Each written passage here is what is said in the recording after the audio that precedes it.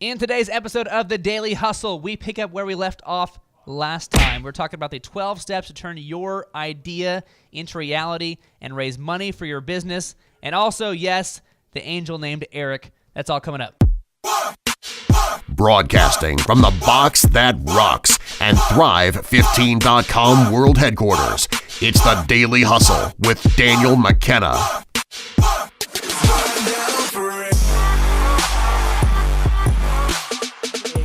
Is sales.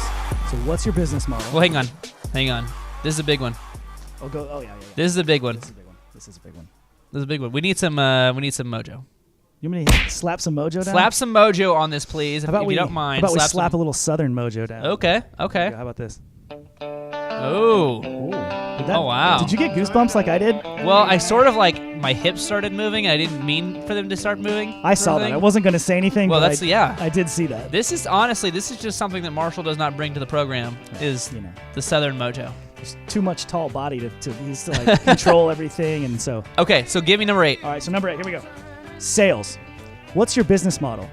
If you have sales, discuss the sales you've made and your pipeline.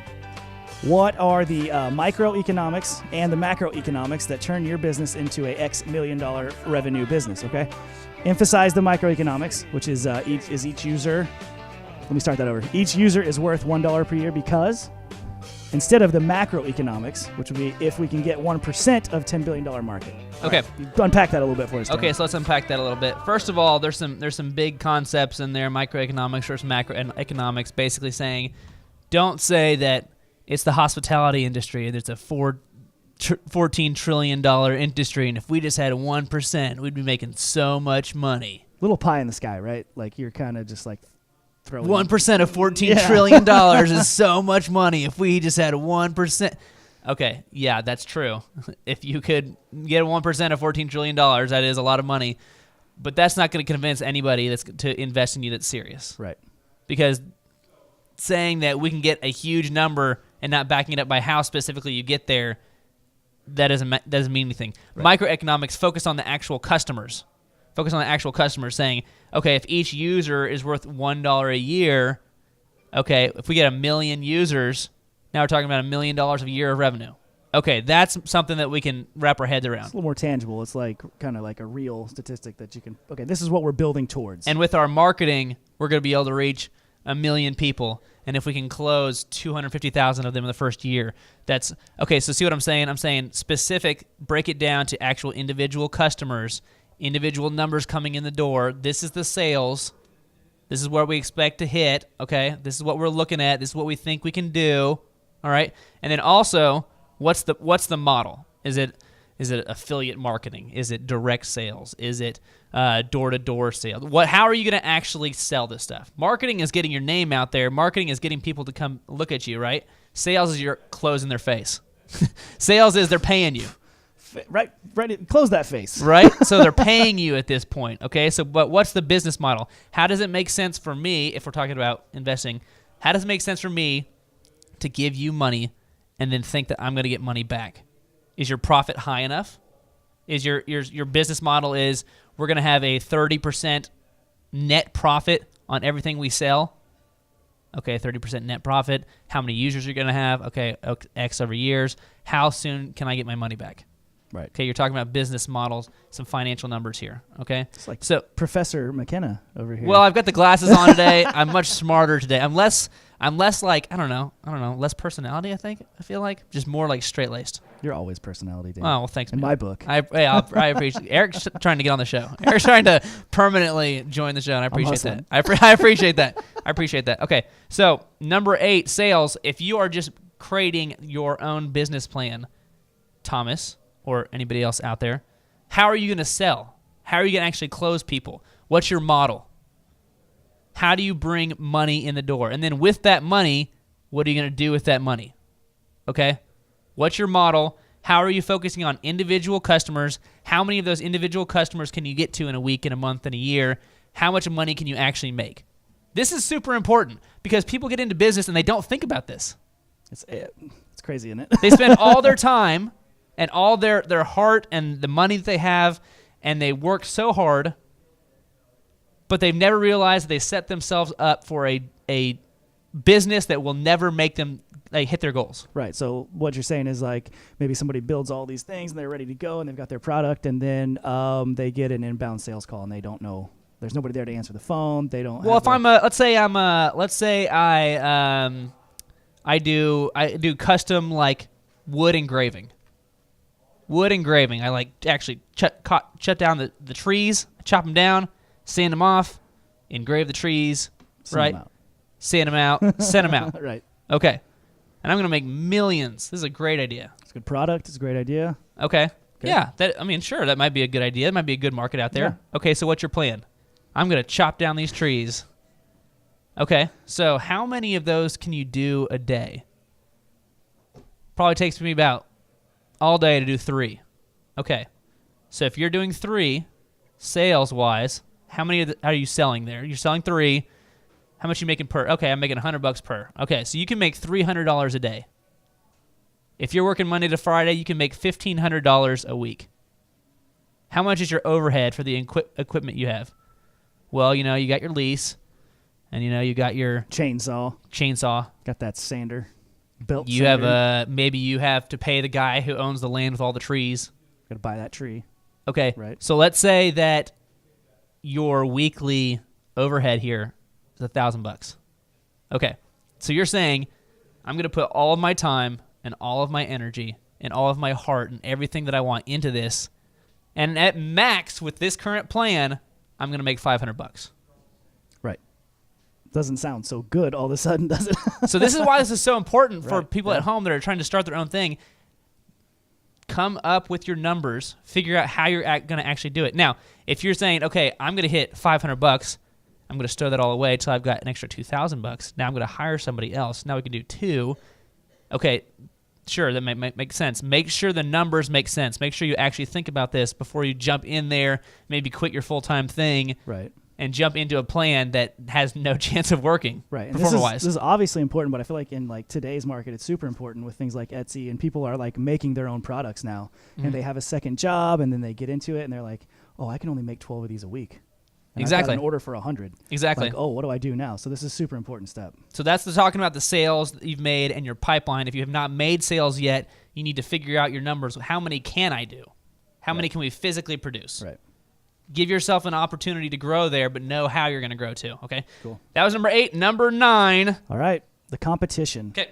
Describe why customers use your product instead of the competition's. Describe any competitive advantages that remain after the competition decides to copy you exactly. Never deny that you have competitors. It's okay to compete against anyone. Okay, so competition. We talked about this earlier. Okay, we talked about the problem. We talked about the solution.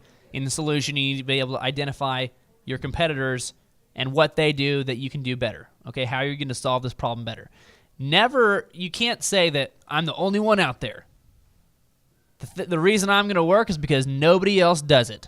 Okay, well, what happens when somebody else likes your idea and starts doing your exact same thing? You still have to be able to show some value, right? Now what? Yeah. If we're both doing wood engraving, and I was first to market, so I started getting people going, got some buzz going, right? And then Chup goes, that's a good idea. I can do some wood engraving. In fact, I've got a whole factory full of people I can start wood engraving right now. I could probably pump out 10 or 20 of those a day. Now what am I going to do? Right? Then you're scrambling. Then you're like, wait, they're probably going to be able to bring them cheaper. They're going to, take your market. So. Right. Now, so all we're saying here is there's going to be competition. Know that going in. How are you going to beat your competition? Don't be scared of the big guys. Everybody that was a small guy started as a small guy, got up to a big guy, right? They started out of their garage. They started out of their own home. They started by Mark Cuban lived in an apartment with 4 other dudes. You know what I mean? Yeah. They hustled. Okay, so just because there is competition doesn't mean you can't do it. But knowing this ahead of time, how am I going to beat my competition? How am I going to do the things that they can't do or are unwilling to do to grow my business? Right. Okay, so that was number 9. Number 10, what do we got? Here we go, number 10. Milestones. Describe your current status and prospective milestones for the next 1 to 3 quarters for your product, team, marketing, and sales. So if you're trying to raise money, milestones to have that would be nice would be saying, we have $500,000 of sales. We expect to have $750,000 worth of sales next year. as of July. Right. Okay, these are awesome milestones to talk about. Okay.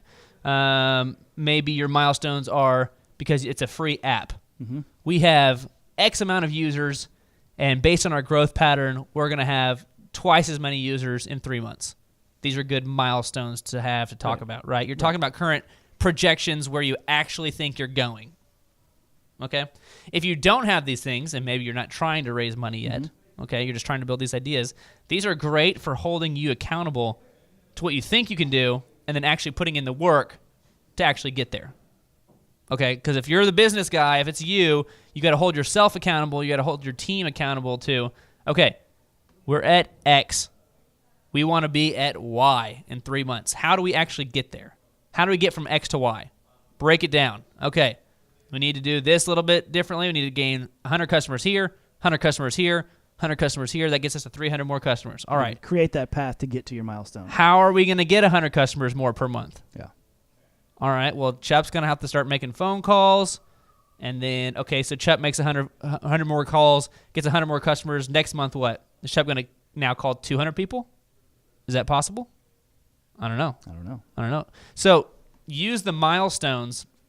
If you're not trying to raise money, if you're trying to build this idea for you, Thomas, how do you actually want to get going? How long is it before you want to have your website up? How long is it before you want to maybe have your own building, like lease? How long is it before you have a certain goal in mind of how much money your business has brought in? These are all really good things for you to start planning your thing. Now, again, going back to Gary Vaynerchuk, he says the best business plan is not a business plan. It's just getting out there and actually doing it and proving it works.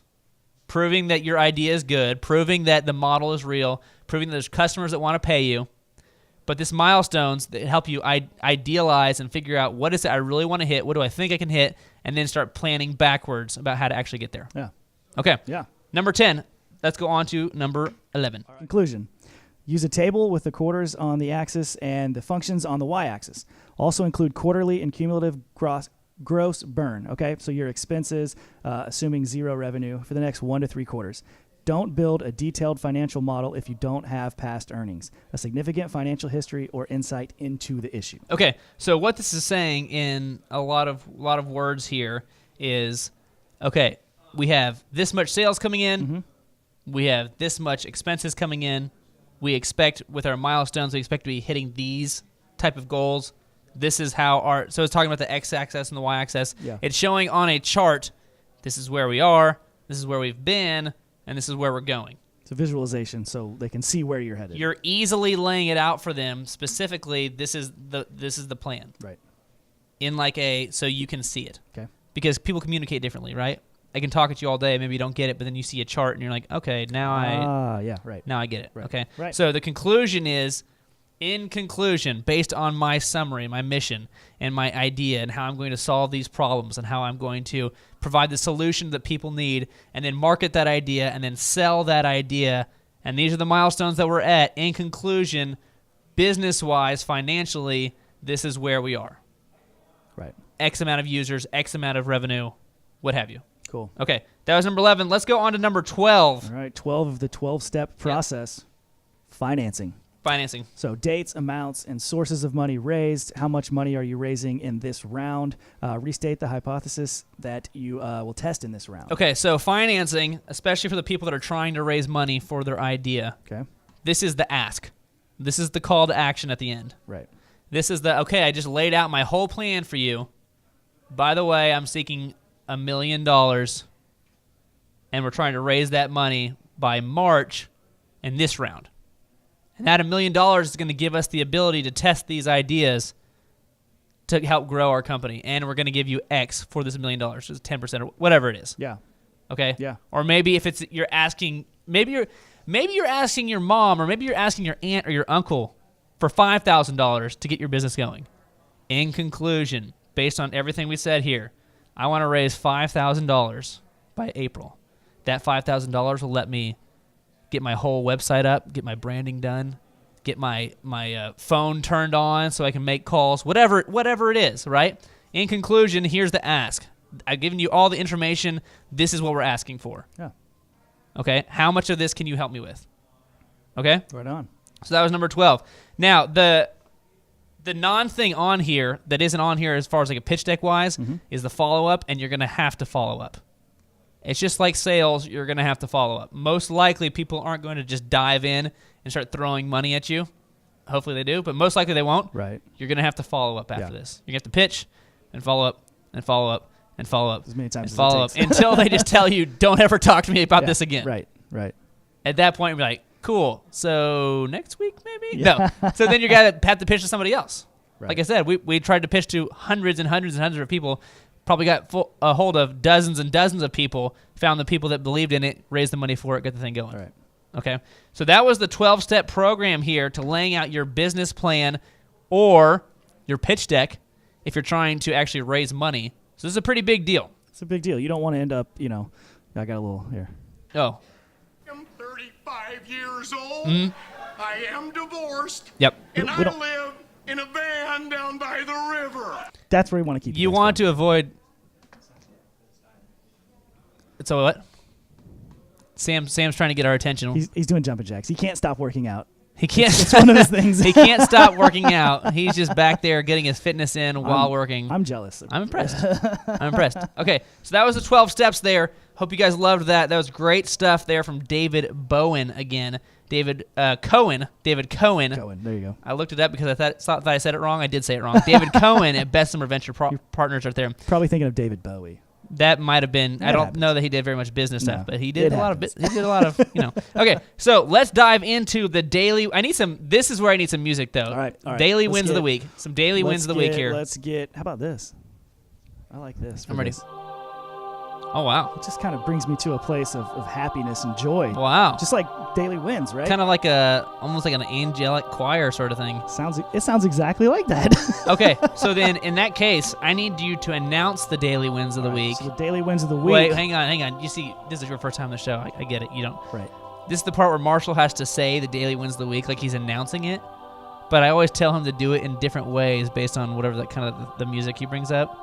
So in this case, I need you to do the daily wins of the week as if you were Archangel Eric from up high, and you shone down on Sam to tell Sam about the daily wins of the week. Sam, daily wins of the week. We have Barbie's cookies sales up 25% in the Christmas month. That's pretty good. That's pretty good. Is that what an angel will sound like? I mean, I don't. Did you see how the music stopped right as I was done? I timed all that out. That was pre-written. It was good. I was impressed. So shout out to Barbie's Cookies, right? Sales up for 25% for the Christmas month. So that's awesome. Over last year, her sales are up 25%. Right.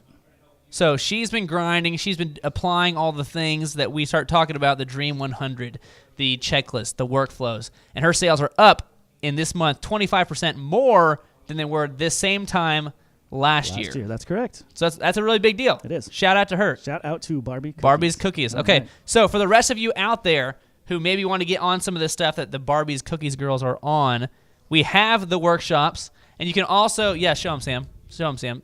There you go, the workshops. You can also go to thrive15.com and fill out your business evaluation. We're going to give you a free ebook. Show them the book there. It's the Start Here book right there. Go ahead and grab that for them. There you go. Yep. Boom. Start Here, world's best business book. We're going to give you that for free.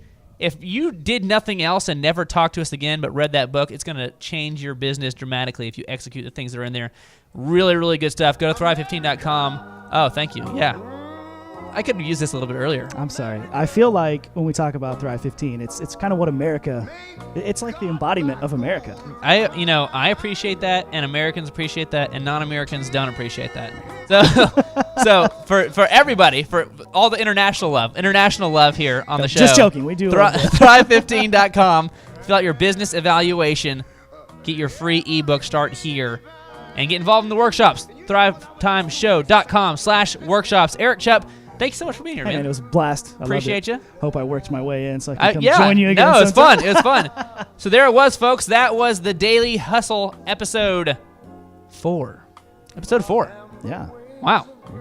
You're hustling. There we go. All right, man. You can find us on Twitter. You can find us on Instagram. You can email us your questions. We want your questions. Find our podcast on iTunes. Talk to you soon. See you next time.